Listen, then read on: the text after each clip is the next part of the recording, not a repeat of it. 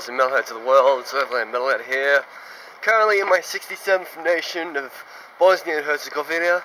I'm in Mostar, and today I've decided to extend my stay in Mostar for another day because there's so much to see. I just got here last night at 6, and I could have gone to Sarajevo today, but I thought, nope, I've got too much to see in the city, too much beautiful stuff. So the first thing we're going to do is we're going to go visit a sniper tower. Now, sniper tower was used in the Bosnian War, and I think it was basically just used by the Croats. Yeah, it was used by the Croats to attack the locals in this area. So it's down that way, and I'm going to head that way. Oh man, you can see some of the war damage. I mean, this house must have been blown apart 25 years ago, and now a tree just gone through the house. Sorry, growing through the house. Now, even though I'm a short walk from the old bridge, this is to commemorate the Hungarians who helped rebuild the old bridge. And I think this is actually a piece of the old bridge that was fallen into the river after it was blown up by the Croats in 1993. Another here, this is just like a war memorial, but sadly it's been smashed. It's in Bosniak, so if you can read it for me, it's like, yeah, sadly some idiot smashed it. It's got like one of those like French type of symbols, you see. Yeah, where I'm pointing, that's the famous sniper tower. So snipers, go up to that, just fire shots over here, into all this area. I mean, look, they would have fired like mortars and all that stuff at buildings, and no wonder why they're all broken down right here. So, guess it looks like they would have had a great advantage point up there. So, seems like here we have a war memorial to some Spanish people who died fighting in Bosnia, or actually died under UN forces. I think some of these are like Bosnian insignias, or the rest are Spanish insignias, but I mean they all got like Spanish names. I understand why these two died in like 2008. I mean the Spanish flag's flying as a Spanish coat of arms. Now over here we have the Partisan Cemetery.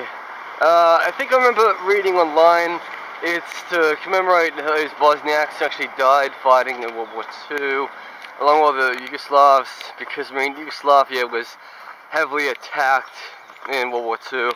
I'm not too sure how much damage most actually got, but according to one of my friends whose grandparents were born here, his grandparents' house had bullet holes from the First World War, the Second World War, and the Bosnian War of Independence.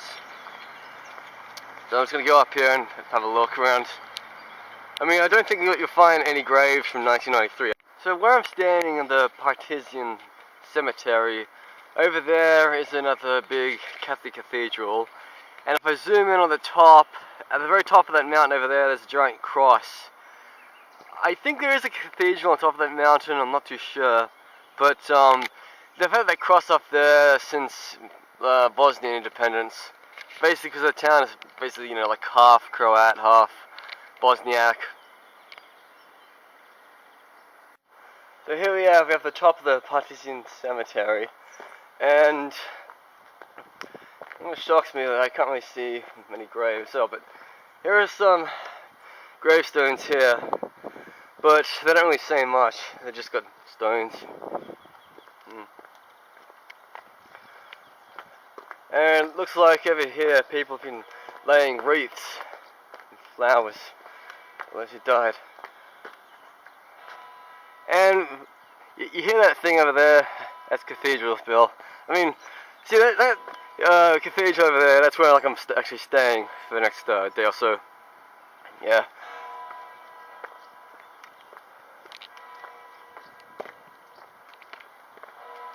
So here it is. That cathedral is talking about up on the hill. There it is. It was made in 1980, so kind of quite surprising that in Tito's time, even though he died that year, they allowed this cathedral to be built. I mean, when you come to think about like communism in Yugoslavia, you kind of picture in your mind for like 50 or so years all your mosques, your synagogues, and your cathedrals would have been at least shut down by the government. But you know, people just stuck to their religious traditions, which is good. I mean, nobody really likes state atheism. I mean, it's okay for state atheism to be the #1 thing in China and North Korea and Vietnam. But you know, these days, who cares about religion? I mean, yeah, I consider myself a lover of Jesus and stuff, but I haven't been to church since Christmas Day in Malta. It's not that I didn't have the time, I'm not passionate about Christianity, it's just like, I was working every Sunday, except for one in the past 6 months, so if I'm working in the morning, I'm too tired, I'll be sleeping, so I miss a morning service, or if I'm working in the afternoon, I'm too sleepy, so I can't get up and go to church. So here in Mostar, this is where the bishop lives, the Bishop of Mostar, and across the road is his parish. So I'm inside the Museum of War and Genocide Victims, and basically explaining the war that happened in the 90s, when it happened in Bosnia. I mean, the huge breakup of Yugoslavia caused all these problems.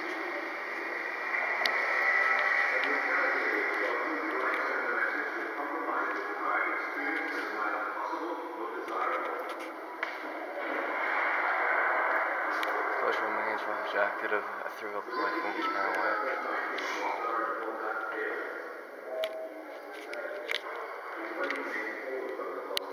So in this museum, we've got layouts of what the concentration camps in Bosnia looked like. I mean, just really shocking the way you look at it. They even got like Serbian army stigmas, like knuckle dusters. Got, yeah, it kind of looks like people who fought for Bosnia. They look a bit extremists with the masks. A person escaped from the house on fire in 1992. Yeah, here. I got a map of the siege of Sarajevo, which I'll be going to tomorrow. And there's also got like prison chains, more Serbian military stuff, even like Yugoslavian currency. This was a breakup of Yugoslavia at the time. Playing cards made of cardboard. Last night a shirt that belonged to my son. This boy was taken to a concentration camp and killed. It's very sad to see the last shirt here. And here we are, we have a whole bunch of war criminals who committed crimes in Bosnia and Herzegovina. Mostly Serbian though, so it's always like all the Croats cause crime in Mostar, and these Serbians that cause like crimes all over the country. Like genocide was committed in 5 multiple cities: Srebrenica, Dobija, Kosovo, Kajar, so all these areas. So I'm gonna head to Srebrenica in a couple of days' time, so it's gonna really affect me a lot. And this is a map of Srebrenica. Yeah, the Bosniaks, they made tambourines and they gave them to the UN soldiers. But to me this looks like a 4-string guitar, so it looks very traditional. Shoes made of parachute linen. You know, it's safe and lacked all this stuff, so they had to make shoes out of parachute linen.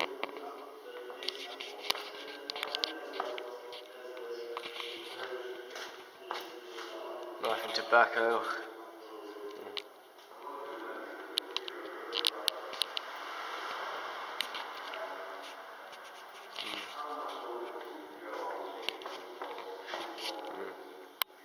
The trenches were like as reconstructed. So here we have a list of criminals who have been convicted for causing crimes against humanity.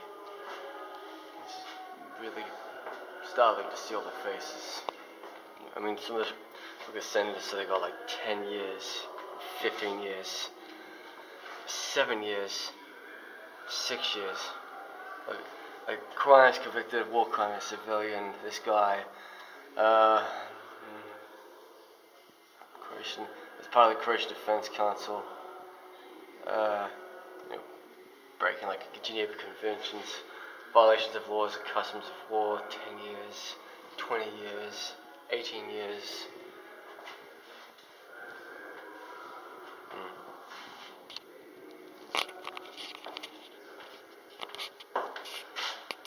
Rocks officer fell to enemy hands. Nearly 190 civilians hid in the rocks. Members of the army of the Republic of Bosnia claimed the territory for a couple of days, but they didn't notice us. Previous groups of civilians who fled to the safe areas reported about us. They were still there without food and water and danger. Our two went hiding in the rocks in the beginning of September. Our shouted to take us out. He knew the terrain and how to avoid trenches and ambush. So we managed to take 192 of us to free territory. I went to free territory to Klandia on September 11, 1995, nearly 2 months after the fall of Srebrenica.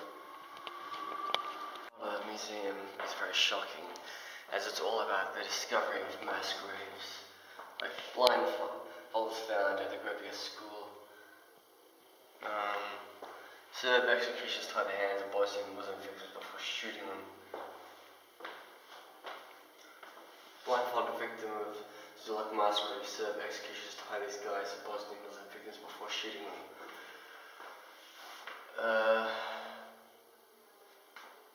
Discovery of more bodies in 1998, like 3 years after the conflict ended. And this is basically what they discovered when they dug up, like Yugoslavian money, watches, portable electronics, baby bottles, passports, Yugoslavian documents, bones, skulls, baby clothing, AK-47, like dischargements. So I mean, this belongs to the AK-47. And I mean, it's quite shocking that they still got like Yugoslavian insignia, because that's the documents I were given before the break of Yugoslavia. And right here, we've got landmines. And if you probably don't know, there are still a lot of active landmines within Bosnia and Croatia and Serbia. So the government's doing the best to get rid of landmines by warning people don't go to this area because it's full of landmines. It's kind of like the work Diana did, like Princess Diana did in Angola.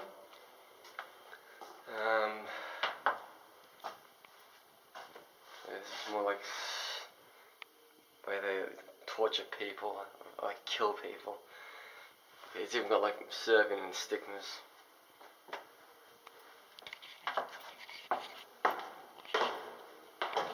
Like some of the cells of the isolation cell in DP Doma Foka. It's where a lot of it's a detention center for Muslims and other non-Serb men. The detainees are mainly civilian between 16 and 80 years of age, including the mentally handicapped, physically disabled, and seriously ill. So this is where I am. Visit this Kavika house in Mostar, national monument from the 16th century. Very Ottoman style, with the water fountains. This is pretty packed. Jewish group in my part of it. So this is like what they call a tea room. So brew some coffee right here. What these are, but it looks quite nice, the Ottoman style. But it looks very beautiful, the way they've arranged these couches. And also you got good views from the Mostar River. And of course, I mean, look, they've got like looks like the Taj Mahal. Yeah. I think you can see the cathedral. I'm staying over there. So it's only about €2 to enter this house, by 4 marks. With some traditional Ottoman style hats, like this one. It's looks good to me anyhow. So here we have another national monument, Musil Begovic House. There's also a hotel that's a museum. Should cost a couple of marks to get in the museum. So here we are in the famous hotel, built in the 18th and the 17th, the 18th century. It's not similar to the last place I was at.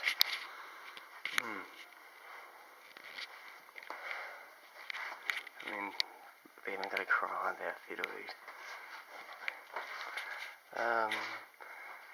Which was caught from 1751, according to the charge of Murad Son of the which forbid his neighbor to allies to build a ring with a court wall because of the daylight vision in its Turkish language. So here's some of the sleeping compartments. Got a cot for the infants. So, and a bed here. So back in the day, parents sleep right next to the children.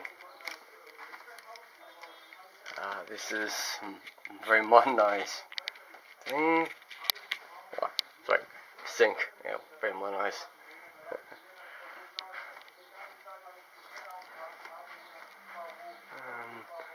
Original Nakamon Skybook. The Quran in the room. So it seems like I put a Quran in every room.